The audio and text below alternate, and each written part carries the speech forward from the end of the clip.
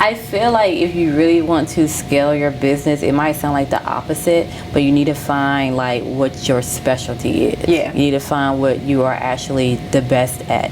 Because just like I said, I could do everything, but I don't want to do everything. Because you have people coming in the door and you're doing, a braid over here, you're doing a sewing over here, you're doing natural hair over here, you're doing a updo over here. Like, you're gonna drive yourself crazy. Like, you need to keep it streamlined. Like, it's, that's when people say work smarter, not harder. Exactly. That's gonna make you work really hard, be really hard on your body. Just go with what you like the best. Yeah.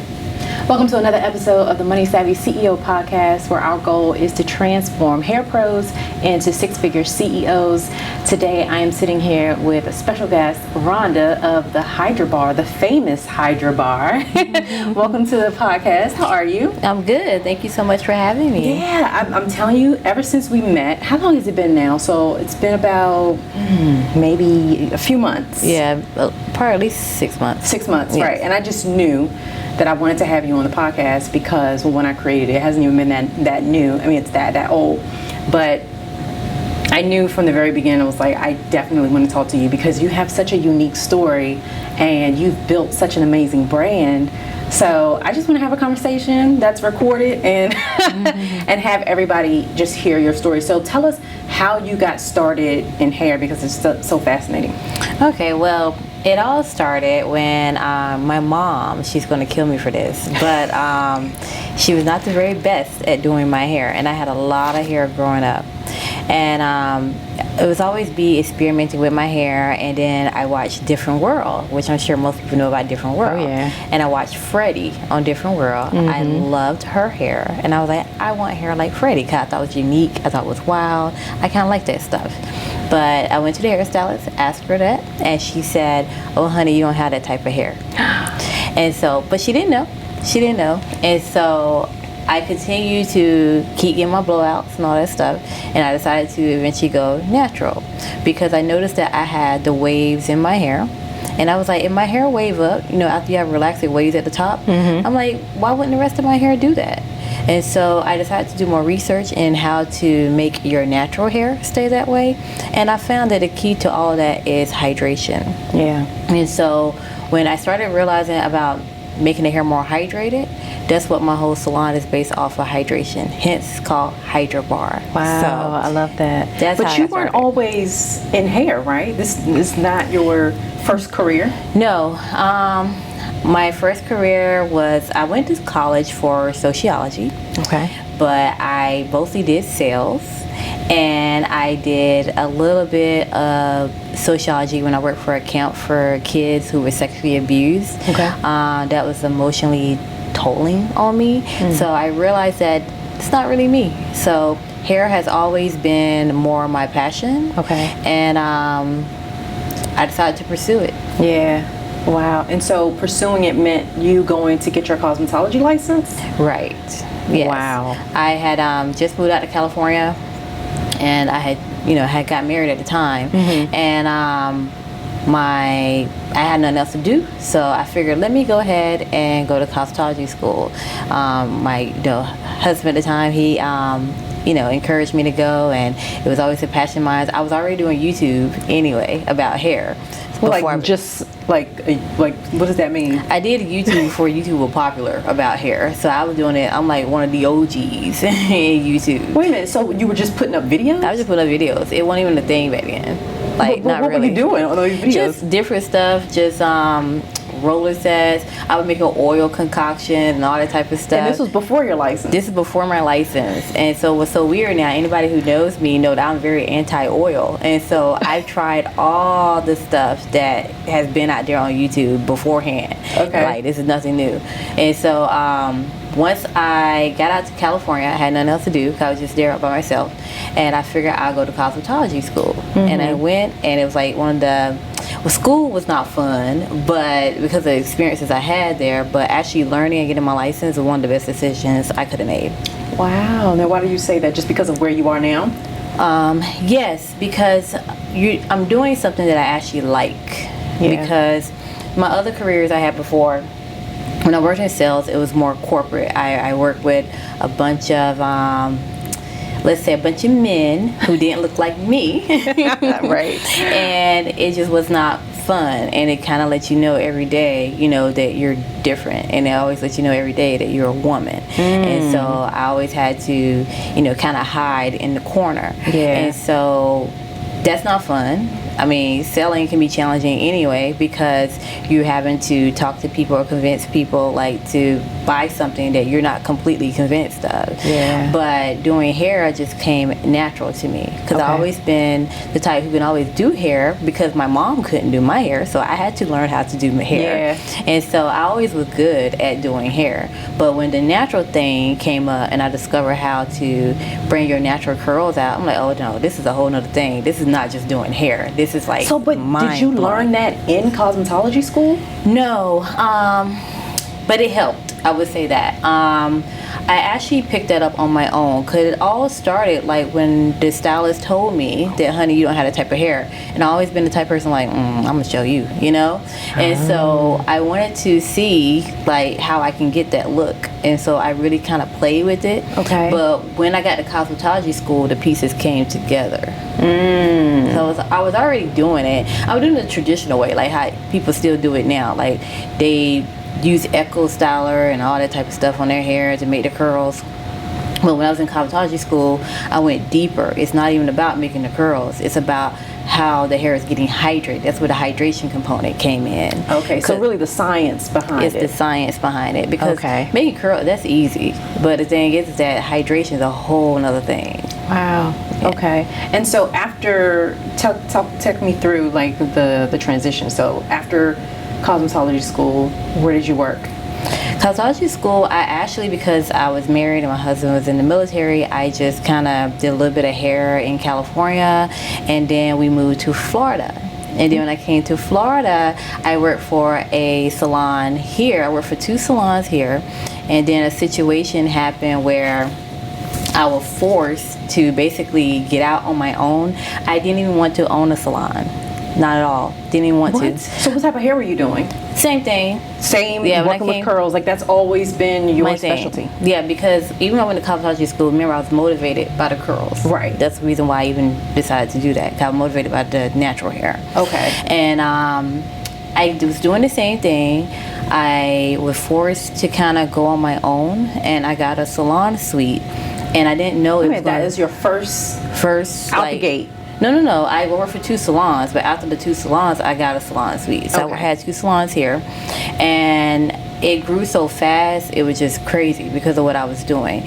Because I already made like a little bit of a name for myself at the 2 salons while I was here.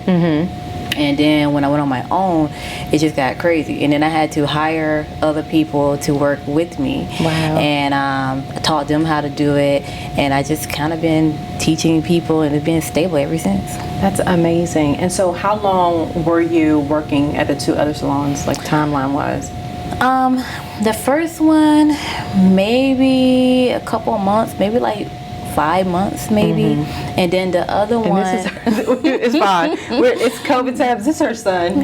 Tell me. So we were talking about your timeline. So how long were you working in other salons? Okay, so the first one was maybe like 5 months, and then the second one,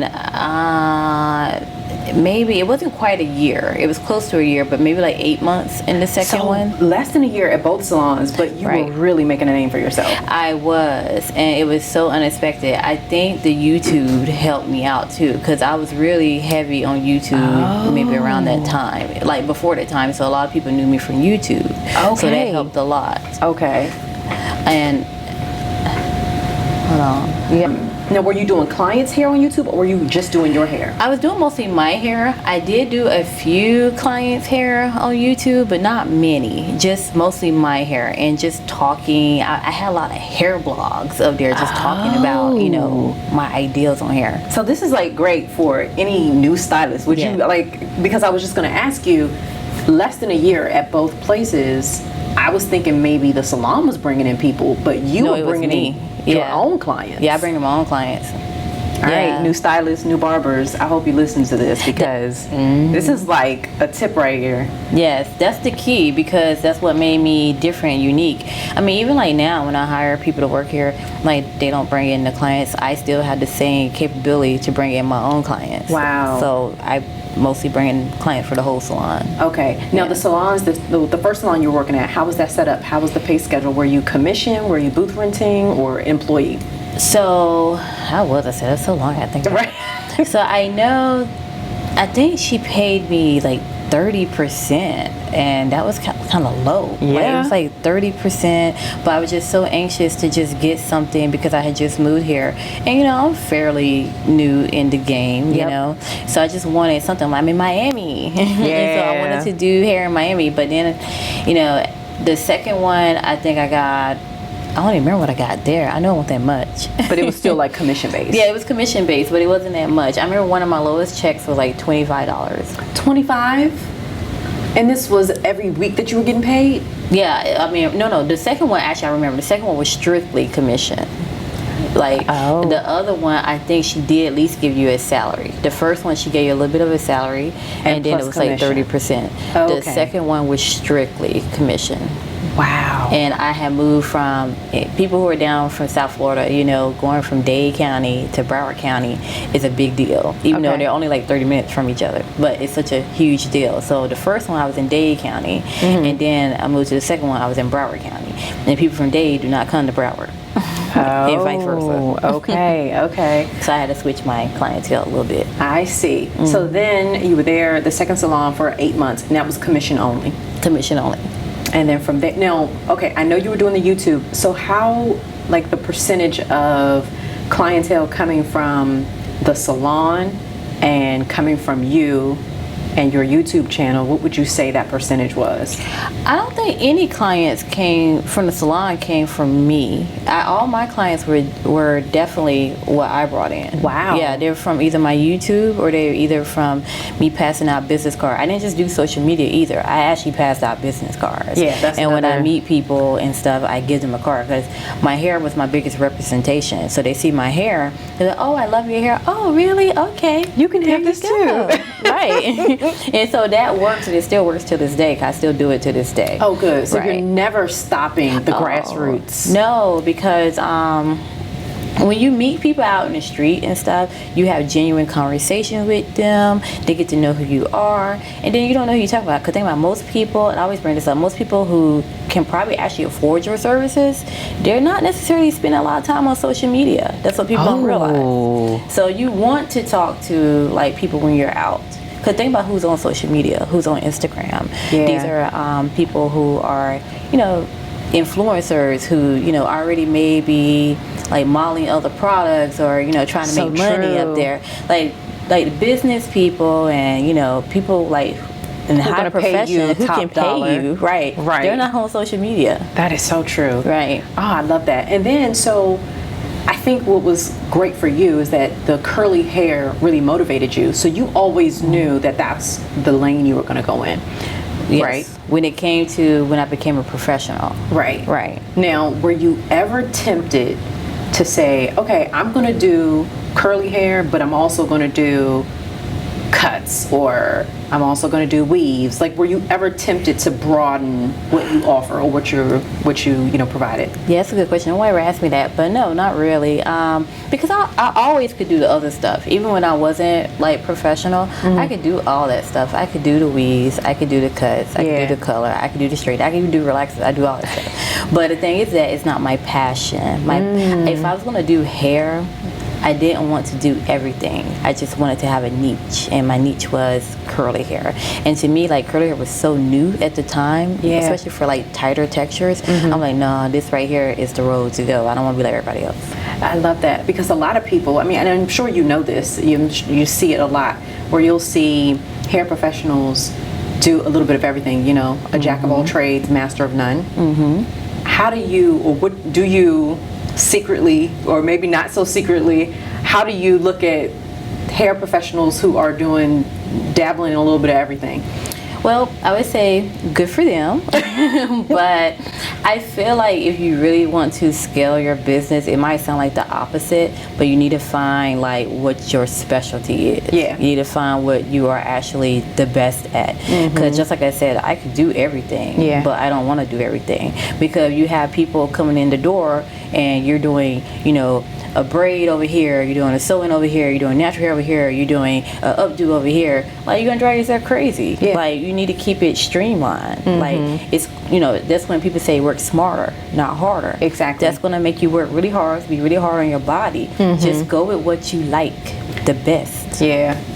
And you know, we also talked about this before, because when you talk about scale, when you are doing a little bit of everything, now you're talking about different tools, different products. Whereas when you specialize in something, you can limit the amount of hair products that you're buying, because you're only doing one real thing that's your thing. And so then you're able to scale even faster, and you're not spending as much money on products, and then you can get that thing down to a science. Yeah, exactly. Even though I don't have mine down as much as I like to, but I will say you're right though, because I know what I'm ordering every month. I like, there's nothing outside that box. So it does make it easier on that aspect, and it will save you money, because you're doing things all over the place. You're gonna have to order, you know, a relaxer here, or order rollers here, order this there. You know, you're wasting a lot of money too. And we talk a lot about profit margins, and so when you are able to specialize, then though you really start to see those profit margins go up, because now your overhead is lower. Right. So, you know, we always talk about the numbers though, but that's one thing that I don't feel that a lot of hair professionals enter the game just understanding. So what would be your advice, or what would be, your advice to someone who says, well, what if I get bored? Do you get bored, or what would you say to that? You can get bored. I would say sometimes you get burnt out. I mean, you don't have to do like the same exact thing all the time. Pick at least 3 of them that you like to do. Like, for example, like I say, for me, for example, like we do mostly curls, but what we do to break out of our boredom sometimes, we might do a press, because that's not normally what we do. We can do them, we do them really good, but our niche, like I said, our niche is curly hair and natural hair, but it kind of breaks us up a little bit if we can do a press on somebody versus constantly having to do curly hair. And the other thing that we do that's top is color. Color is the next top thing we do. Actually, curly hair is number 1 service, color is number 2 service that we do here. And but I feel like color is almost like a given, not necessarily. Everybody don't do it though. Really? Yeah, everybody don't do it, because we do like color, like. And what's color? Not just like root touch-ups and stuff like that. Like we actually do customize, change up the whole head, like dimension. We do all that stuff. I see. But so take me, I know that curly hair is your niche. Now, when you go to your page, which is phenomenal, and you guys have to check out Hydra Bar Salon, right? It's that Hydra Bar Salon. Amazing page. But when you're on your page, you know what you do. Exactly. And there is no question. If someone goes to the page, you know, the salon caters to curly hair, and you know what you're going to look like.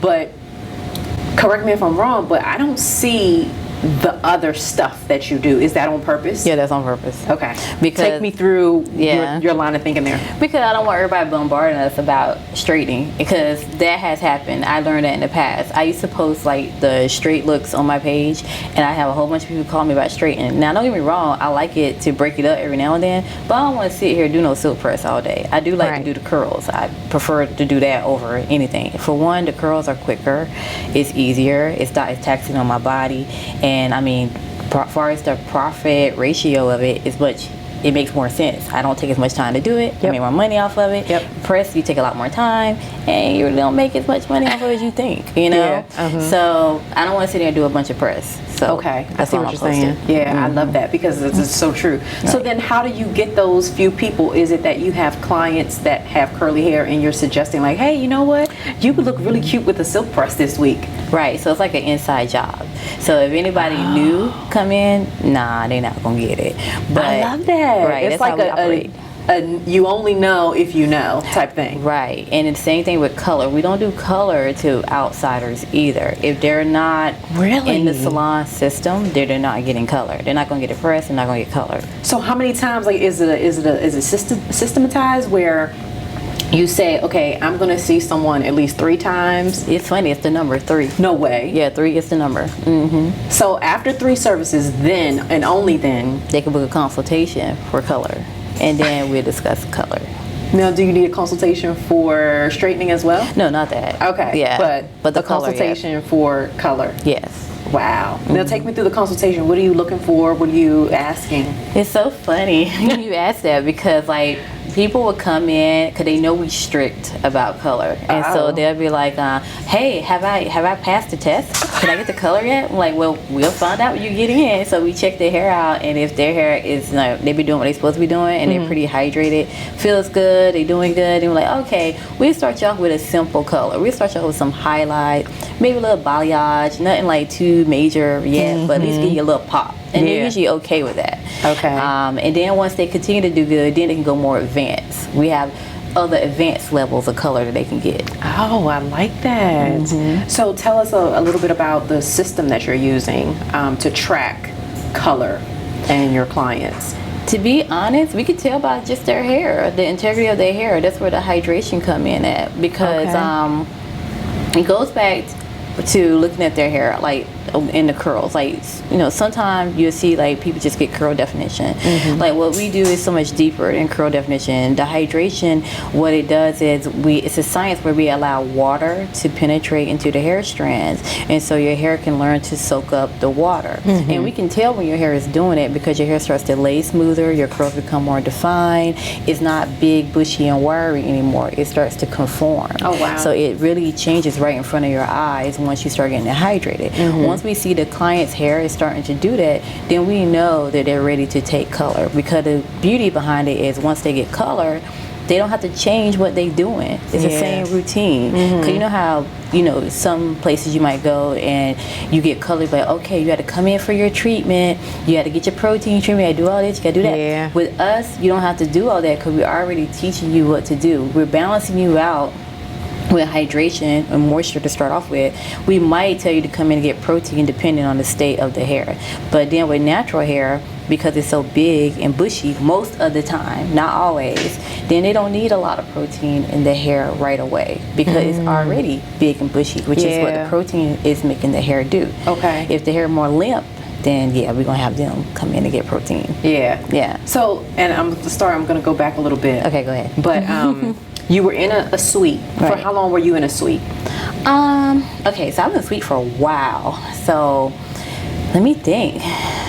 I moved around too. So I was in one suite for maybe about maybe a year and a half. Okay. And then the next suite I stayed there for probably maybe a good 2, maybe 3 years. So maybe like 3.5 to 4 years in a suite altogether. And how did you know you were ready for a storefront? Because when I had to end up getting 2 suites at once, I'm like, oh, this is too much money. Because when you pay for a suite, you pay it weekly. And I think my suite was like, what was it, $275 a week. Okay. Can you imagine that? Imagine what that is per month. Like, if I'm paying that, I might well get a storefront. See, I'm from DC, and I think the rent in suites is much higher than $275. Well, it probably is. That was back then. That's true. Yeah. That's true. Okay. So you knew once you had 2 suites. And did you have an assistant, or was it still just you? No, I had a whole salon running out of a suite. No way. Yes, I had. At one point, I had 3 stylists, 4 including me, and we were all alternating. That's how crazy it got. And I was like, okay, look, I need to find a storefront.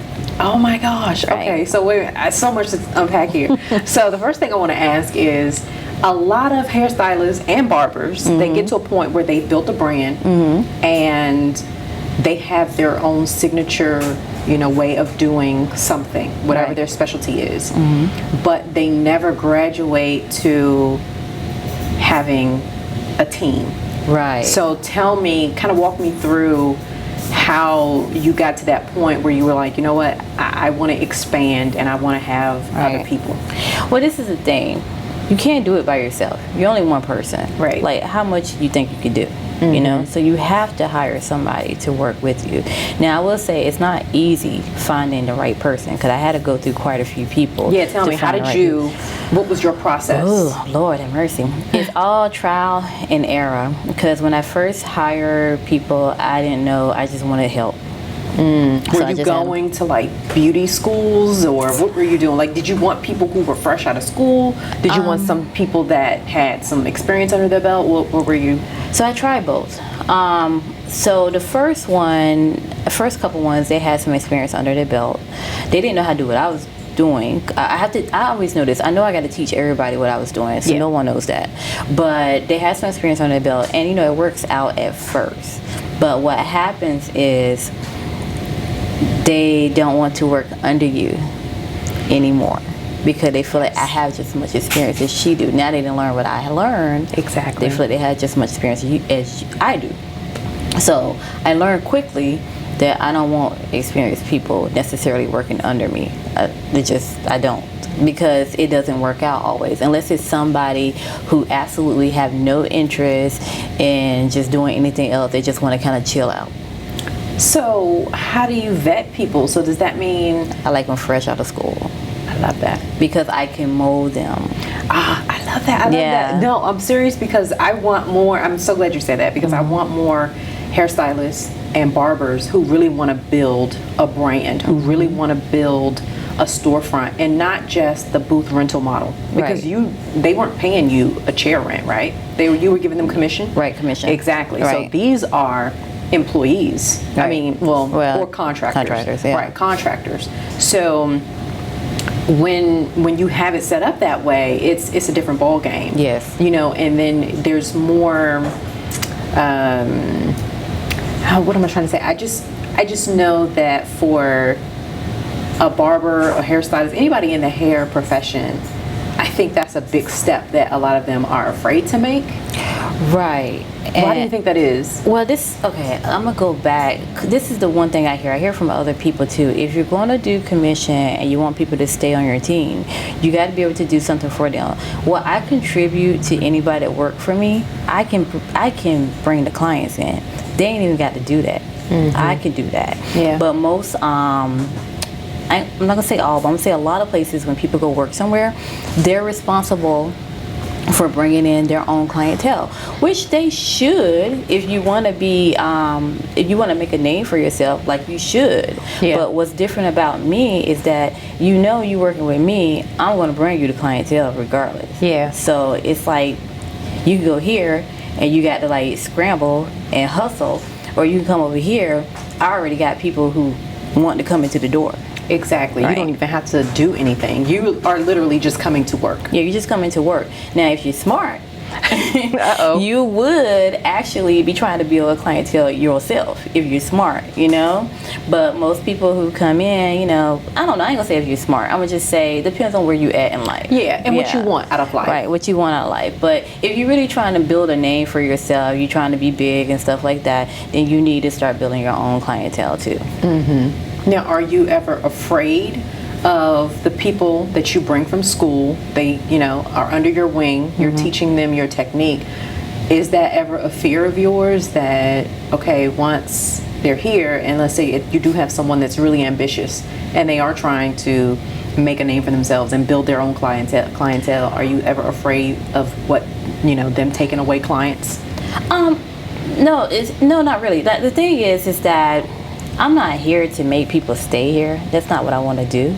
Like, my thing is that if you let me know up front what your goals are, then if you're sincere and it sounds good, then I'll help you achieve your goal, because I get it. Because I'm ambitious. I'm the same way. So we're going to take a quick break for a message from our sponsor. And yes, I sponsor myself, but I got a funny feeling at some point you're going to be a future sponsor of this podcast. But give us a break and we'll be right back. Never in a million years did I think I, Jen Druby, would own a hair salon. But for 5 years, I had a multi-six-figure hair salon where my hairstylist even made six figures. And I was right next door to a barber shop. And that was my first time seeing the booth rental model in play. And I got so scared that my hairstylist would eventually leave once they got their clientele that I said, you know what, I'm just going to train my stylists to do it on their own, make six figures without me, and I'm going to sell my hair salon. That's exactly what I did. So now I put together a 10-week course where I show hair pros how to go from where they are to six-figure CEOs in their business, because I didn't do hair. I've never been to cosmetology school. I've never even picked up a pair of razors or clippers. So I was always doing the back end stuff. And because I was pretty much bored, I didn't do hair. I had all the time in the world.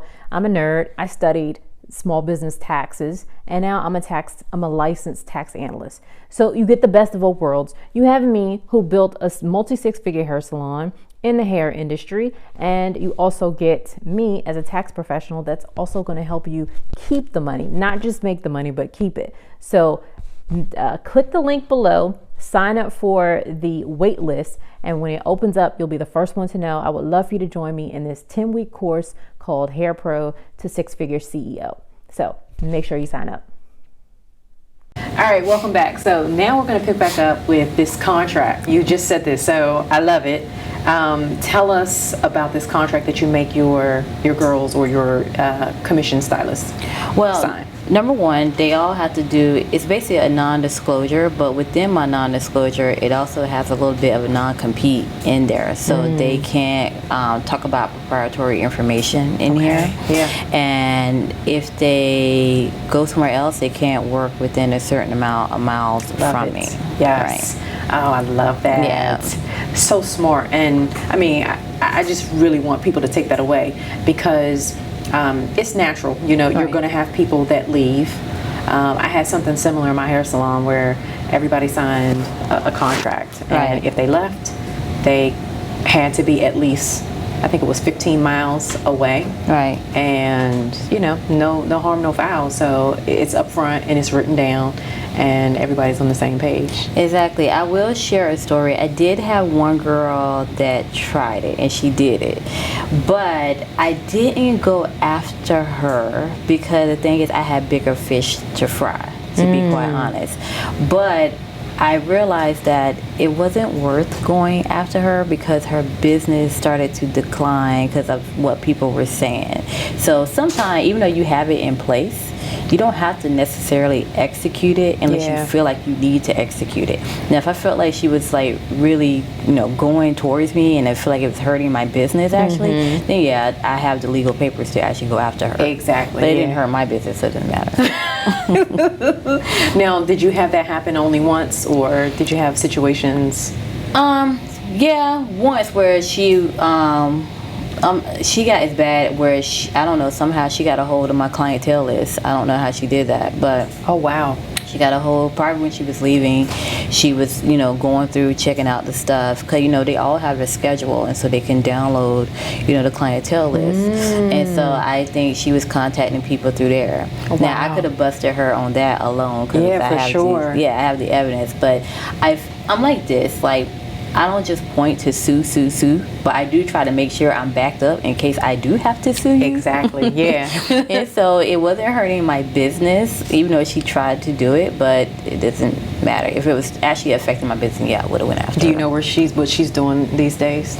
I haven't checked lately, but not hurting your business. No, right. Doesn't matter. No. You have your core Right. following. Yeah. Exactly. So are you, and I know you're doing a lot of the working on the business, not a lot of in the business. So are you behind the chair at all now? No, not currently. I'm not. So how long have you not been behind the chair? Oh, it's probably been, let me see, this is December. I think I stopped being behind the chair maybe around August. So are you officially retired from behind the chair, or? I don't want to say I'm officially retired, 'cause I still like to do hair. Let's just say I'm to the point now I don't necessarily need to be behind the chair. Okay. If I'm behind the chair, it's because I actually just want to do some hair. I see. But Okay. it's more, so this is the good side. I'm actually doing it for fun. I'm not doing it because I actually have to. Okay. So what do you do now so what is your working on the business? Because that's what you're mostly focused on now, right? So what is that? Where's Hydra Bar Salon in 5 years? So you want me to answer what I'm doing now, or is that a two-part question? Two-part. Okay. Answer however you feel. All right. So what I'm doing now, day to day, is I have a whole nother team that's outside of just my stylist. And so I have a marketing team. I now just hired a PR person. Oh my goodness. I have a social media person, and I have a virtual assistant who helps me out. So I set up, I have a virtual assistant set up this little thing, Trello, where I can communicate to everybody. Trello. Can we just talk about Trello for a second? For anyone who is like type A, right? Are you type A? Not really. No? Well, towards business I am, but everything else, no. Okay. Yeah. So I'm selective type A. I like that. Selective type A. Yeah. So a Trello board is really cool because it just really organizes you, and they have these cards. So it's a board, right? A digital board, and you have tasks, and you can see the progression of those tasks. Right. And I love Trello boards. I do too.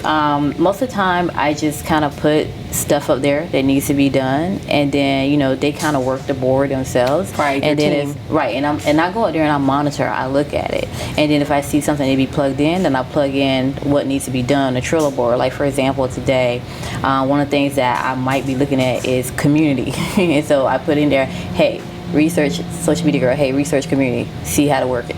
Boom. That's it. What? Yeah. All right, let's break down these roles because I think people want to know. And I'm not even letting you finish, but that's what you're doing now. But the 5 years, okay. Yeah. Tell me the 5-year plan. The 5-year plan, it could go two ways. I'm just trying to think about it. I know that I want to build Hydra Bar out to be more, to include more like relaxing services, where I still want to focus on more of the hair care side of it.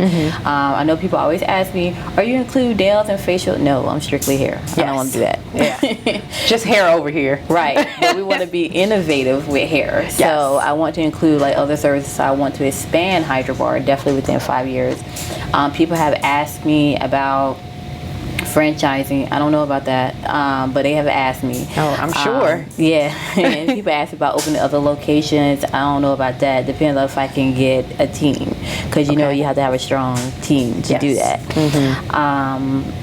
So it could go either way. I'm gonna just see where the cards lead me to go, and then I also thought about doing a Hydra Bar training, which is probably the more realistic one, where I could train other stylists to do the techniques that we do in here, and they can use the Hydra Bar brand. They could say they're Hydra Bar certified. Yes, and so I love that. I like the idea too. I just want to lay it out really good. And I know people other stylists have been asking me for the longest, like, when are you going to do that? But I guess I'm a little bit type A in that part. You are. I want to make sure that it's laid out seamless, because there's still things here that I'm trying to tweak and get down. Because like one of the things that we're trying to look for now, I'm trying to hire a top-notch receptionist. Like, I mean, she got to be bad, like bad. Virtual, or do you want her in person? All right, so he or she in person. He or she. I love that. Okay, so if you're in Miami, and are you moving? So Fort Lauderdale. Right. And you are bad at just customer service. What are the qualifications you're looking for? You just have to be customer service friendly. They have to be smart. I know that just sounds like kind of vague, but you got to be smart with booking. Like, don't just take appointments like, okay, blah, blah, blah, So what does that mean? Like, when you say smart with booking, what do you... You got to try to make it fit in. Like, you got to make it fit, be smart booking. Basically, you got to make it fit in where there's not like a whole lot of gaps between the days. Like, you got to be able to balance the stylists, because I have 3 stylists working here, eventually 4. Like, you got to book it smart. How do I describe it? So tell us, like, for instance. I'll give you an example of one thing I'm going to do. Like, and I must say I got it from one of the people on my team, which is a great idea. I was just using strictly online booking for it. But I realized online booking has some gaps. So I also need to have a manual book.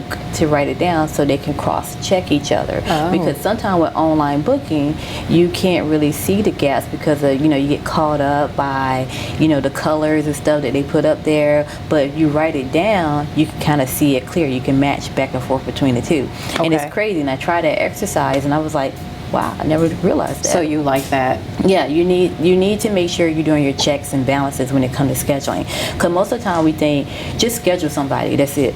But you need to make sure, is it like really maximizing your time? Yeah. I guess that's what I'm looking for. I need a receptionist who can maximize the time that we are open throughout the day. Yeah. Mm-hmm. And like, most people I've hired before, they don't think about doing that. Cause the number of people who are coming in, that's how you make your money.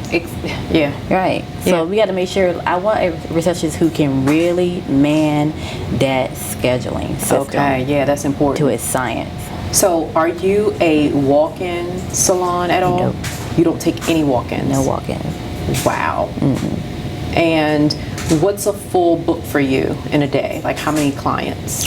So for each stylist, they can take between 5 to 6 people. Okay, a day. Yes. So how long is a service typical? Like everyone's different, of course, but your typical service. Well, our average service, which we don't always do just all average services, right? But our average service usually takes no more, if it's just like actually doing it, maybe an hour and a half. Okay. But with drying, it might be 2 hours.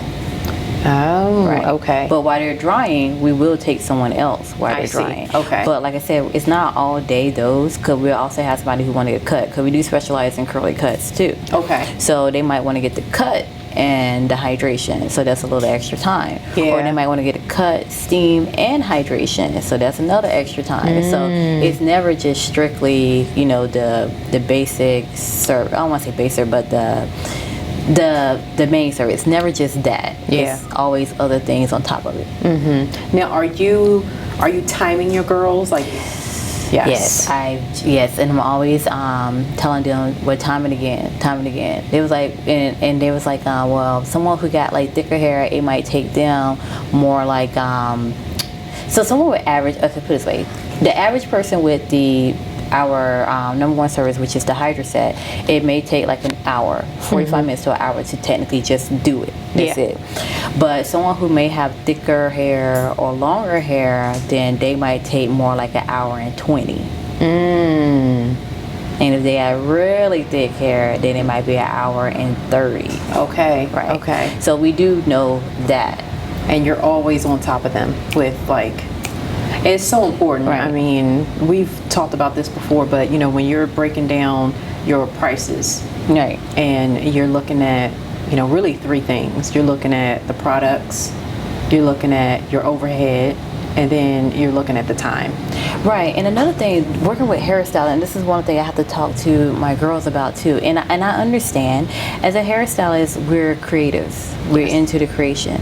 Sometimes we got to kind of cut that back. Not saying that you're trying to cut back the creative side of you, but you got to be smart. You can't just, if you got like a client sitting in your chair, and you got your next client in an hour, you can't be sitting there and talking to them about, ooh, let's do this type of funky haircut that you're not used to doing, or let's do this type of color that was not on the schedule, just because you want to be creative. We ain't got time for that. Like, Yeah, we do not have time for that. Keep it moving. Get these people in and out, please. Right, but where they're happy and they're getting what they want, but you don't want the person behind you waiting when you're trying to be creative on this person. If you want to be creative, then that's fine.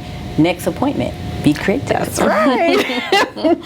Exactly. Right. It's a balance there. Right. And you don't want, like you said, you don't want to stump someone's creativity, but at the same time, you just want to remind them that, hey, we're still running a business here. Exactly. Yeah, so that's one of the biggest things I had to talk to one of my girls with, and they understand when I break it down to them like that. Now they do, right?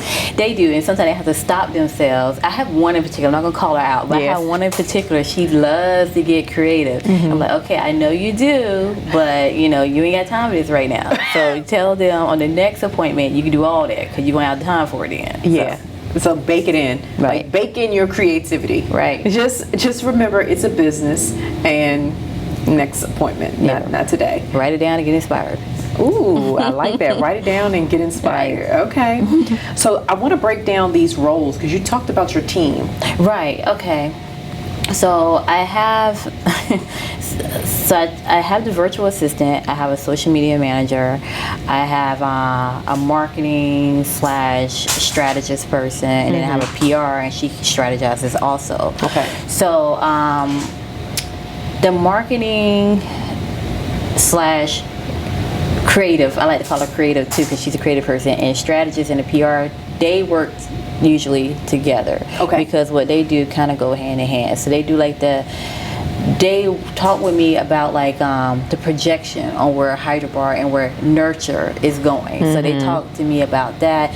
I say yay, nay, I throw in my ideas. They try to make it come alive, because at the end of the day, it's about how I want it to go. Yeah. And so, but they're really good. I usually like their ideas. Their ideas are actually really good. Okay. And that's what they help me do, and they try to make sure that it get executed. Okay. My social media person, she runs my Instagram, she runs my Facebook, and she and my virtual assistant work a lot hand in hand together, because my virtual assistant is also very she's very digital, and she's very she can be quite artsy herself. Okay. And so she can make a lot of the content and edit the videos and do a lot of stuff. So she sends it over to her, and my social media person is very good at talking to the people on our page, and she knows me well enough. She knows how I will respond. I was just about to say, she speaks in your voice. She speaks in my voice. Yeah. That is so important. She used to be my receptionist. Really? Yeah. So she knows how she knows me. Yeah. That's important. So are you completely 100% hands off on the Hydra Bar Salon IG, or? Well, not really. I still go out there and I kind of check out some things from time to time. Okay. They let me know. I kind of catch stuff in between the cracks. I'm like, okay, respond, do this. I don't necessarily do the responding to the people always, but my voice is in there, so it's something major going on. Yeah. They let me know, and I tell them how to respond to it. Okay. So now your VA, your virtual assistant, that was the one who works hand in hand with your social media? Right. Okay. Now, who else is on your team? So you said you had a marketer. That's different from your social media person? Yeah, she's the creative. She works with the PR. So her and the PR work together. The marketer has been with me for a while. She's like the creative marketer. I don't know what they call her. She do a lot of stuff for me. Okay, okay. But she's like really more my strategist, who I talk about different ideas that I want to get done. Okay. And she'll tell me how we can go about getting it done. Because I have the ideas, I just don't know how to make it pretty. Okay. She knows how to make it pretty and how to make it translate. And what about the PR person? The PR person comes in and she tries to make the image, what I want to present, try to make it look right. So that's how they work hand to hand, because if she makes it pretty, then she can try to analyze, do this kind of fit my brand, do this fit, So I would imagine you didn't get this team all at once. No. So tell me who was first, second, third? Okay, the social media person was first. Okay. Because I was doing my own social media, and I actually did a pretty decent job, but I just didn't have time to do it, because social media is another job. It's a full-time job. It is. And I don't really particularly love it, but I know what I need to do to do it. But when I was able to get that off my plate, I was like, thank God. That was good. Yeah. So she was number one, and I've kept her ever since, because she has been great. And then number two was my creative. She's like my strategist, my jack of all trades person. She came second, and she kind of helped me think of the brand on a whole nother level. So, and once she got me going, then it was just full throttle from there. Okay. And then I got my virtual assistant. She has been great. She can do like little background stuff for me, and she just does any little task that I need to get done. Okay. And then I just hired a PR person. So wow. Let's see. So I know people are probably wondering, like, are these full-time people that you're hiring, or are these remote, like, kind of task-driven people? They're remote, and they're all contractors. So right now, they're still in the contracting phase. Once I can get past the hurdle, you want to ideally hire them hire some of them maybe as employees if you can. But right now, all I can afford is to contract down, and actually contract is not that cheap either. But but like you have to have help. Cause my biggest thing is you can't do this stuff by yourself. If you see that you're making a profit, just be wise in who you hire. Now you want to know who I really hire first before any of these people. Tell me. Accounting. Number one. You understand why people don't do that. That's number one. Numero uno. Right. Okay. That is number one. Right. Let's talk about that for a second, because a lot of people don't in the hair profession. There's this stigma that if you're in the hair industry, it's all cash, it's under the table, you know, reporting. Was that ever you?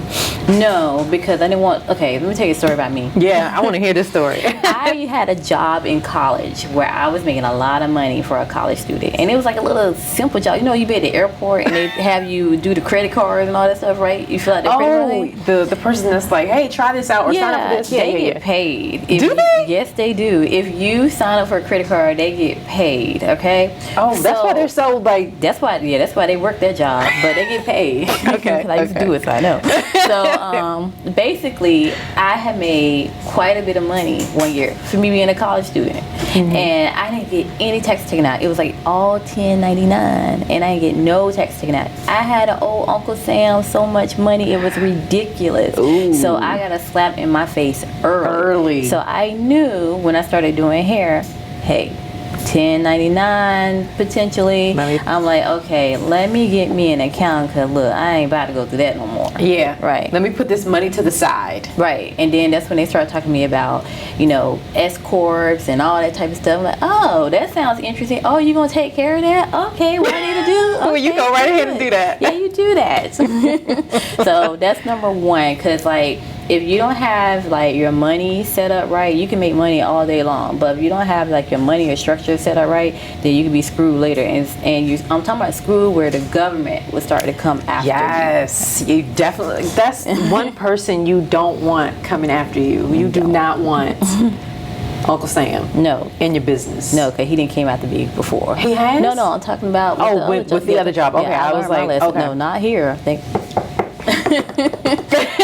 I'm on the straight. They watch it. I learned my lesson. All right, government. Like, she is straight. We know this. So I just lost my train of thought with that, but no, it's true. But yeah, that's the stigma around like the hair industry, right? That you know, it's cash heavy, and you know, it's just like, oh, we're not. But that was never you. You never wanted to do that, and no, because I learned. Yeah. And it's just one of the. Do you count it as just like it's a cost of doing business, right? Right. It is, and honestly, it does. I will say at the beginning when you're setting it up, it's like you're paying so much out. You're like, why I gotta do all this?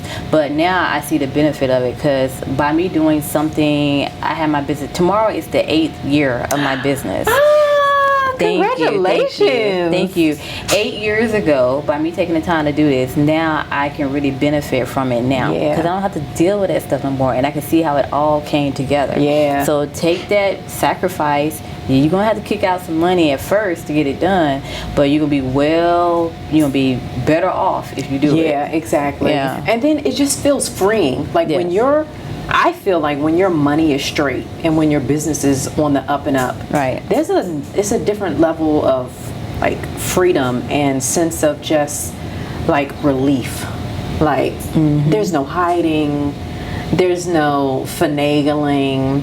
And then also, you know, when you go to try to buy something, you're not trying to put it in somebody else's name, or making, you know, pay stubs. Asking somebody, can you create? None of that. It's just like, this is what it is. Like, you want my pay stubs? Here it is. Or you know, you made me think it's about something too. Show what you make for real. Because if you're if you're trying to buy something, you need to show that you actually make money. Like I know, and I'm sure Jennifer knows too. We know that hairstylists and barbers make money. We know this. We know. Y'all know. Yes, you all know. You know you making the money. Right. You just gotta show it now. If you want to buy something, like right now I'm in the process of maybe trying to look into buying property. If you want to do something like that, you gotta gotta show that you actually make money. They ain't gonna say like, oh, we believe that you get this much cash. You gotta actually show it. And I had to learn that, to be quite honest. That is one thing I did struggle with, because we're taught old school. Just kind of keep your tip. I claim everything. Yeah, even your tips. All yeah. Because so would you deposit your tips, or would you just write it down and just keep it as cash through the week for you personally? How just did you cash do that? through the week personally, but now that goes in the bank. I all that stuff. Like, no, I need them to see how much money every penny that comes in. Cause it matters now, especially when you get grown. Like, maybe the younger stylists might not realize it, but when you get grown, when you got kids, family, like, you need to show how much money you're trying to build some wealth. Right. You're trying to make that money work for you. It's like, it's not going to work for you if you're hiding it. Right. Yeah. Exactly. And okay, so this is like a pet peeve, because I have people come to me, right, and it's just like, well, Jennifer, I'm just trying to, hide my money, and how do I shelter it? And they look at companies like Amazon. It's like, Amazon don't pay any taxes. Well, first off, Amazon is C Corp too. They're C Corp. Exactly. I was just about to say that. Yeah. We talked about that. It's a C Corp, and a C Corp is totally different from someone who's a LLC or elected to be an S Corp. Right. They have different problems. You don't have Jeff Bezos problems. Right. And when you are a C Corp, not trying to get too technical, but when you're a C Corp, your business is taxed completely separate. You're double taxed. That's what they call it, double taxation, because you're taxed as on an individual level, right, and then your business is taxed completely separately. So they're trying really hard to avoid taxation because they're double taxed. But right, again, just who you're comparing yourself to. Like, don't come to me asking like, well, if Jeff Bezos can do it, can I do it? You're not Jeff Bezos. Not Jeff Bezos. Jeff Bezos got different problems. Right. Yeah, that's true, because I think a lot of people don't realize, because I know with even some of the, my colleagues that I talk to, a lot of them not even like S Corps yet. They still like sole proprietors. Yeah. And like, before you could talk about getting to Jeff Bezos level, who's like, maybe, who's I'm pretty sure is a C Corp. Yes. Like, you need they have to be a C Corp. First off, if you are publicly traded, right, you have to be a C Corp. Yes. So, shameless plug, because I have my course, right, and we go over that. But that's all I want to say. And her course is great. I took it. It's really good. Thank you. And I did not pay her to say that. No, she didn't. and just about your course too, I would say if you are a stylist who really ready to take your business like serious, to be or barber, honest, or anybody in the hair industry. I'm sorry, I'm a stylist, so that's why. But anybody in the beauty industry, you ready to take your business to the next level. You really need to start to understand your money. Like, I get it, because when we go into this business, we're more about getting clients in the door. Yeah. We're more about our craft and all that stuff. But once you see that you're starting to grow, you need to really understand what's going on with your money and get it structured correctly. Yeah. But number one, get an LLC and S Corp. S Corp, yeah. And I would say, even as an S Corp, maybe not out the gate. Well, yeah, they make a certain amount of money. Yeah, because at a certain point, it's not really cost effective. Right. Because there are additional requirements when you are an S Corp. So I wouldn't say straight out the gate. So if you're brand new, I don't recommend you doing the election unless you've been doing this for a while and now you're just structuring yourself the way you should. If that's the case, then you may want to do an S Corp immediately. But if you're just starting out and you're straight out of school, it's not necessary. But do make sure you get an LLC. So yeah. And if you get an accountant, they'll tell you that. They will tell you that. If you get a good one. But true, that's true. If you get a good one, because there are some that aren't that great. So so that's really important. Right. And what other advice would you give someone coming out of school? I want you to give advice to someone who's coming out of school, someone who is looking to start their own suite, and then someone who is growing out of a suite and looking at a storefront. So let's take the person who is straight out of school. what is your advice? So if you're coming out of school, I really feel they need to work for somebody. Ooh, Yeah, y'all don't you want to do. hear that. I know Y'all it's did not true. want to hear that. It's true. Because let me tell you, even with me, even though I have my own niche, the good thing I got out of working for somebody, I learned what not to do. But it was valuable. Give me I an learned what not amen. to do. Yes, it was very valuable because if you just go in and start working in the suite, you don't have anybody to kind of like to have as a baseline. You haven't seen anybody. You need to go in and just see how they run business, how they operate, and then you pick some of those tips up. So anybody just come out of school, it ain't just about doing hair. You got to understand the actual business too. Yeah. And So talk to me for a second. So when you say work for someone else, Yeah. do you mean, because I want to make sure people are very clear on this, because when some people can think that means going into a shop or a salon and where they rent a booth. I mean, rent a chair. And not booth renting. They need to take on a mentor where they can actually learn like how they actually do business. It's not just learning, how they do hair. You need to know how they talk to clients. You need to understand how they, what systems they might use to make the business run smoother. You need to know how they do advertisement. You need to learn like the background stuff that might seem boring, but it's what's going to bring money into the door. And if you don't know how to do that, you can do hair all you want to. You can be the best hairstylist in the world. But the thing is that if you don't understand how to run the business, you're just not going to make no money. Or if you do make money, you're not going to keep it. Right. Exactly. Yeah. Right. And then talk to me about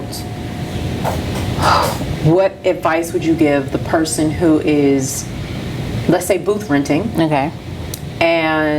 Or actually booth renting or working for someone else. Okay. And they're now thinking about going into a suite. What advice would you give that person? Okay, so first of all, I would say don't burn bridges. You always want to be upfront. Are You y'all never listening know. to this? Yes, because you never know. You might need that person, or they might can help you out later.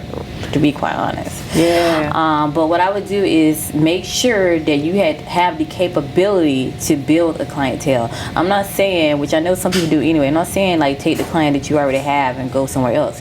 You need to have the capability to know how to build beyond that. Because one thing I always tell my girls, everybody work for me, clients are not loyal. Oh. Not at all. Ooh. And you're going to find that out very quickly. Because with me, honestly, like I'm grateful for my clients, but I don't depend on them to come. I don't depend on a certain person to come. I'm always constantly building new clients coming through the door. So therefore, if they're gone, I don't miss them. Somebody else can came in. Yes. And that's what most hairstylists, some hairstylists, or especially new ones, they don't understand that concept. So clients are not loyal. So don't think you can go somewhere and you can take somebody's client and they're going to come and stay with you. Because let me tell you, I have girls who done that. Those clients come right back over here. And isn't it, so would you say clients aren't loyal, but also that clients are looking out for them. Right. Yeah. And I ain't mad at them. I get it. But it's natural, right? I mean, so clients are in it for the person in the mirror. Yeah, they're not. It's not about you. It's not like, oh, I'm gonna take this person. Oh, she really wants me. No, believe me, it's not you. It's what you can do for her, right? Or him. You know, if it's a barber. So, if you are closer to their home, if you are available that day. I was about to say, you're available that day. You know, exactly. Your hours. Right. I mean, like you say, it's not a loyalty. It's who can do what I need. Exactly. And that's why you, as the professional, as a stylist, you need to learn how to generate clients. So how do you, so you telling, you need to learn how to generate clients. What does that mean? So basically, you have to know what you're selling. You have to be confident in yourself, know what you're worth, and you have to present that to the world. You got to present that either through social media, well, I'm going to say both. Social media, you got to present it when you're going out. You just got to be able to present what you represent in confidence. Yeah. And if you can't do that, because I know many people who are great behind the chair, but if you can't have a full conversation with people and let them know exactly what you do and speak to their heart, about their hair. People are very serious about their hair. They are. You're not gonna captivate anybody come to you. Right. No matter how good you are. Yeah, exactly. Okay, so then Because you know, as well as I know, there's a lot of hairstylists who not that good, but they have a lot of clients. Yo, can we talk about that? Yeah, but I ain't mad at them because I'm not mad at them either. I ain't mad at them at all because they understand the game. Like, it's all about how you capture that person. But a lot of really good hair professionals, the ones that are very precise, I feel like they get upset because they see someone who's not as good as them technically. Yeah.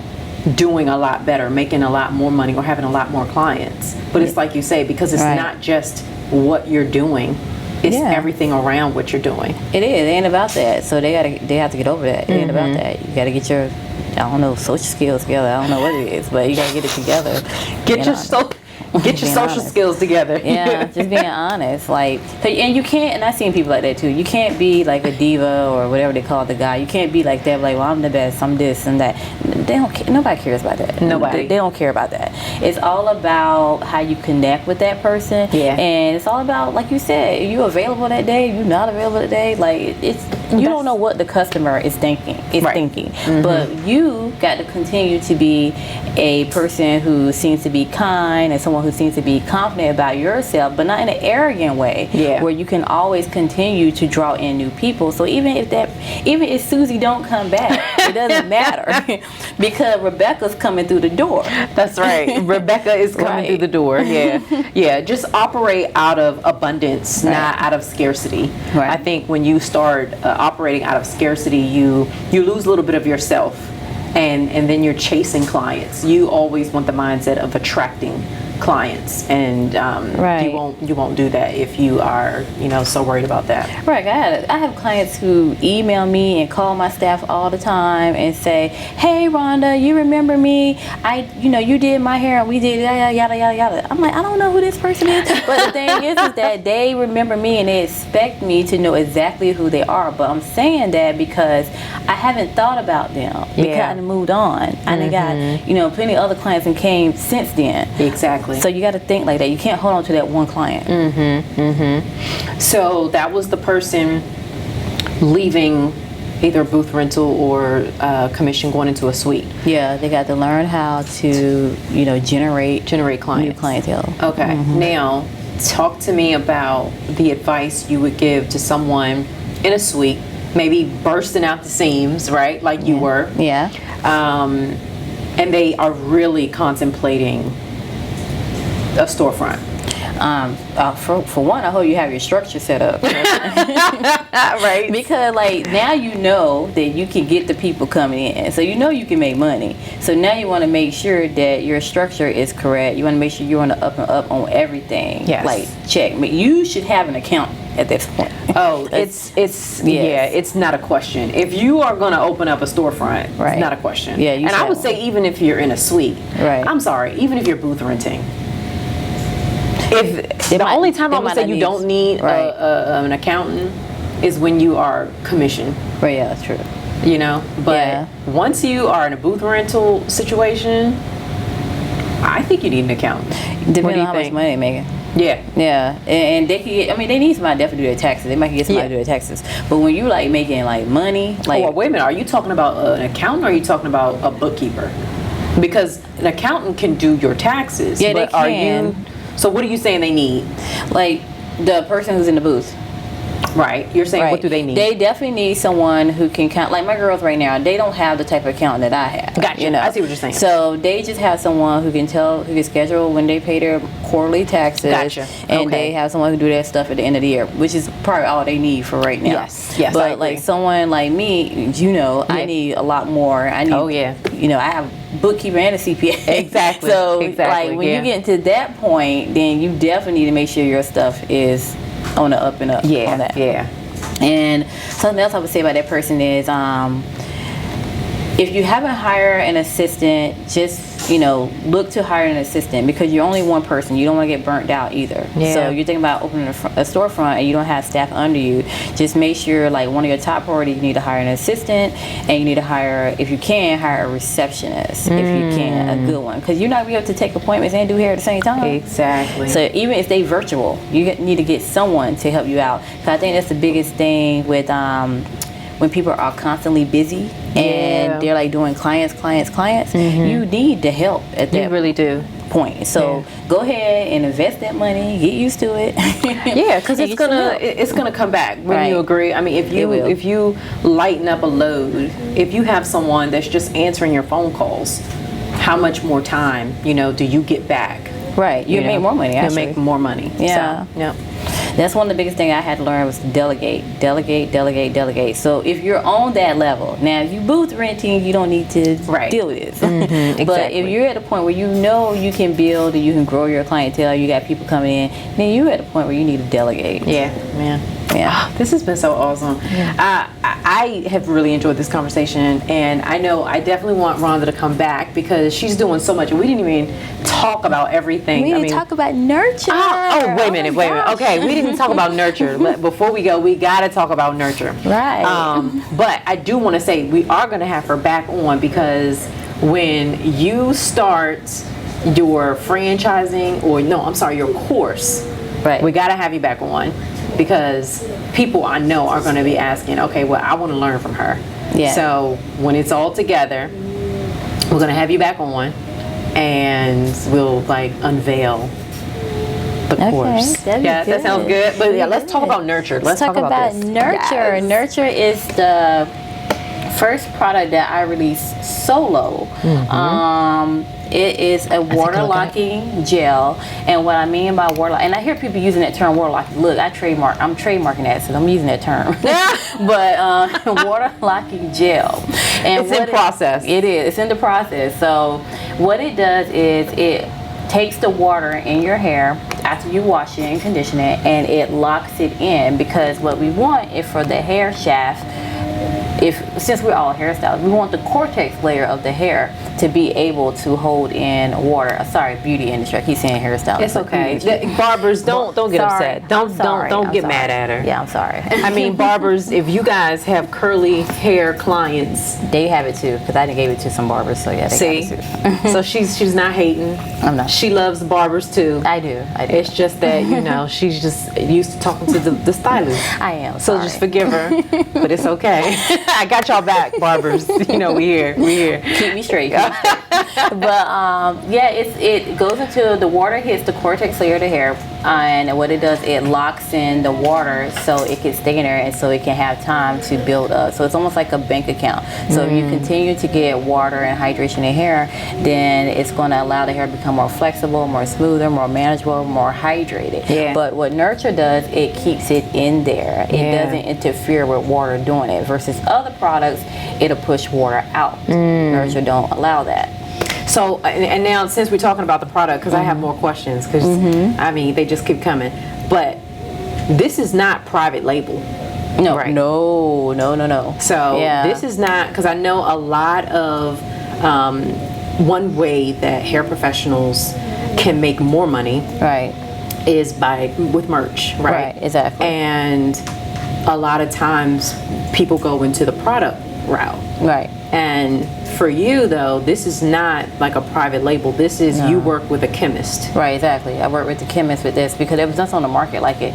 Because we tried I've tried many curly products. I've tried probably all of them. And I can make them work, but they don't exactly do what I need them to do. So I had to make my own. Yeah. Now, tell us about that process of finding, were you doing some stuff in your kitchen? How did,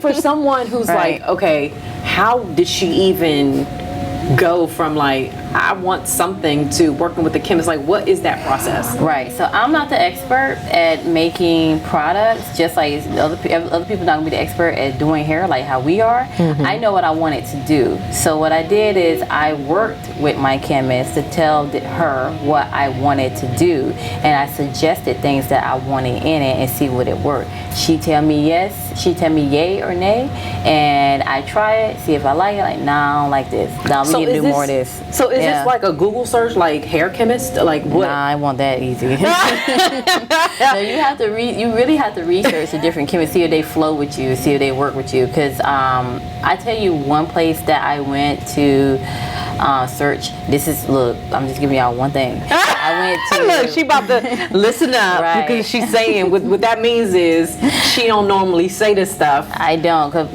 I'm going to do a course on this later. Don't worry, they still gonna buy the course. It's a site you can go to called Happy.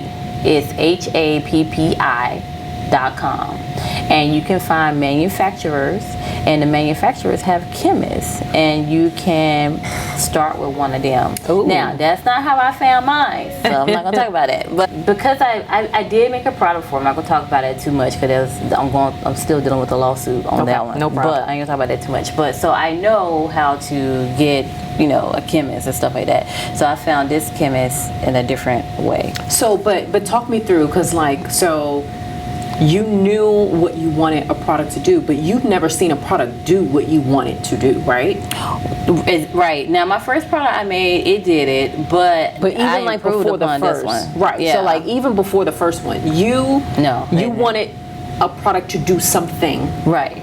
and you've never seen a product do it. It didn't do it. Mm-mm. But you knew that it was worth exploring if it was possible. Is that like kind of how it started? Yeah, because it goes along with my technique. Because one of the things I teach, I'm all about the water, Hydra Bar, Right. water, hydration.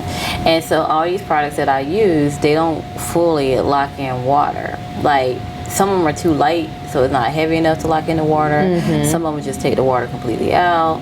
Because like traditionally, and especially in black hair care, it's like a lot of oils in the products.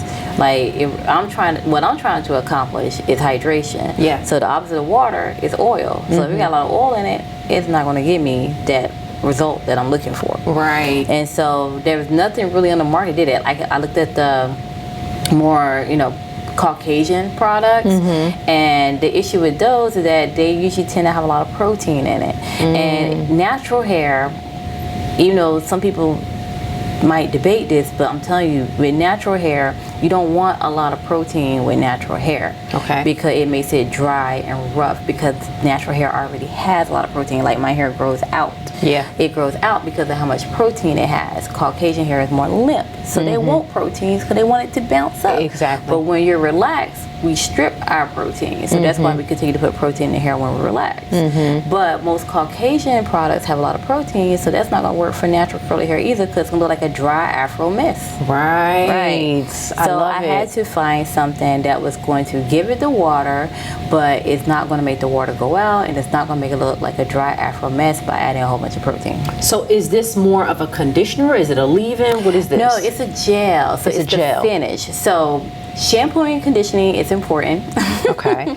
Even though we kind of take it for granted. So I have a whole nother step in how I do that. That's proprietary. Right, exactly. We We're do not a class talking on about that. Right. But basically, after you do all that, we need to finish the hair up. We need to lock in all that great water we've been putting in our hair with the shampoo and conditioner. Smooth that in, put that in, boom, and go through, and it's locked in. So is this It's a gel. typical gel that will also harden the hair? No, it's not a typical gel. You can't use it to slick your edges back and nothing like that. It's not an edge control. Yeah, it's not that type of gel. Just It's wanna like make a sure. botanical type feel Okay. gel, but it's very much water holding. It's water locking. You know, Right. it's very water locking. Okay. And technically, I guess it's just more. I guess I should make it say water friendly, because even after you put it up there and you add water to it, water still absorbs into the hair. Okay. Now, talk to me about when you created this. So you have your chemist, and this is only here. Like no one, like your clients cannot get this from anywhere else, right? No, just for me. Just Yeah. from you. Yeah. Now, is the plan, like, because you'll have some barbers, some hairstylists, maybe some hair retailers say, well, I want to sell Right. That's Nurture. In the plan. Yeah, That's in the plan, right? It's in the plan. But like, let me tell you, like, some people oh boy, what's they going don't on? understand the product business. I have hairstylists hitting me up. I mean, telling me like, well, when you go to wholesale, when you do this, when you first make a product, you can't do that right away. Like that's the mistake that we made with our first product, and it's you just can't do that. You have to build up your inventory. You have to really build it up. I have to make sure that I got everything down and how I want the product to flow. So I'm not gonna do retail. So let me tell y'all what Rhonda's saying, because she being real nice right now. What she's saying is, don't be in her DMs right now, okay? Trust me. Once I have it, I would love to sell it to you. Right. But don't be in her DMs. So I'm translating for her right now. She's being real nice. But what she's trying to say is, don't come for her right now. Just let me work this. Just let me work it. That's all. Just let me do this. And then afterwards, I'd be so happy to do it for wholesale. So happy to do it. But not right. And when she comes back on the podcast, when she's ready to do her course, right, we're gonna see if she's gonna be ready to do this. So don't worry. We will come back around. We're gonna circle back to the nurture.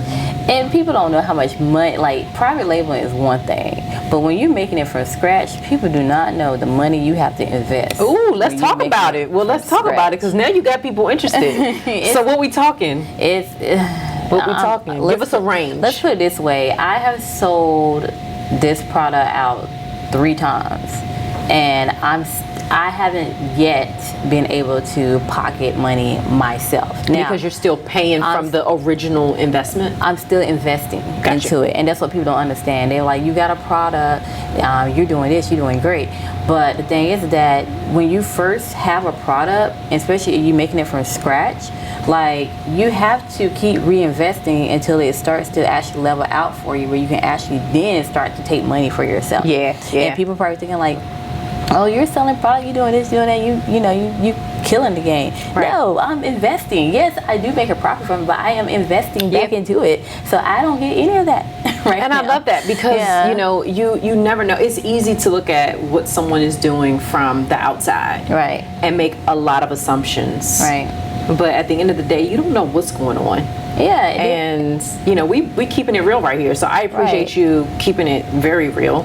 And Thank you. You are investing, and there's nothing wrong with that. But you have, this is amazing. And that's why I can't do wholesale, y'all. So don't be in her DMs. Look, okay, so we're going to put it real, like right here. We're just going to have it right here. Mm-hmm. Don't be in her DMs, y'all. She's not wholesaling yet. Not yet. She will come back when she's ready. We're going to do the drop. Just promise me you're going to do the drop on this podcast. Can you promise me that? I'll do that. And then one more thing I do want to say about Ashton. Sorry, y'all. So one more thing I want to say about starting a salon business, because I would say this too, and it just made me think of it. I didn't start making real money from my salon till I was probably about a good 5 years in. Say that again. I didn't start making real money from my salon until I was a good 5 years in, and I did stuff the legit way. Now, if I was just cashing and pocketing money, then yeah, sure, I would make money. Yeah. But the thing is when you set it up and you have the correct structure, like it takes a little bit longer because you got to make sure everything falls into place. Now, when I say legit money, I mean like money where it just comes like clockwork. Yeah. It's not like I'm not scrambling. You're not looking for the money. It's coming in. It's coming in. So now, what would you say, like those good 5 years? Is it just that you were perfecting your systems, or what was it that it wasn't like, what would you contribute that to? Perfecting my systems, and also hiring the right staff, because when you have to let people go or people quit, like that kind of messes you up big time. Yeah. Especially if they do it during the wrong time. And then you have to retrain the people, they don't work out. So it's a lot of that. So as I got more into it, I can see signs and people I don't like. I'm like, I need to hire you. Yeah, you develop that ability to kind of, you get that sense, and you're like, nah, this is not the person for me. Right, and that happened with experience, so don't beat yourself up if you're going through that right now. Yeah, you live and you learn, exactly. Right, and I just really want to say that more for anybody new watching. Don't think you're going to start doing hair and you'll be making like a buku of money. No, that takes some time before you get there. Absolutely. And they say most salons, if you don't make it past, 5 years? Yeah, 5 years. With any business. And marriage, actually. Oh, really? I heard that. I don't know about that. That's what it's all that's It's a whole nother podcast. right. Yeah, so but yes, no, I have heard that. Right. So every business, like, you get to that 5-year mark, and if you make it, then it's like, okay, the hard part is done, and then you're on the up. Yeah. So yeah, stay positive, stay motivated, and yeah, that's it. So thank you so much for having, for being here. Thank and you. Ashton, thank you so much All for right. allowing Say me bye-bye. to, you know, talk to your mom. Okay, wait a minute. Okay, wait. Okay, Ashton. Ashton, get on the screen. Wait, I gotta close this Ashton, out. she got to close. Stop. Come on, sit down.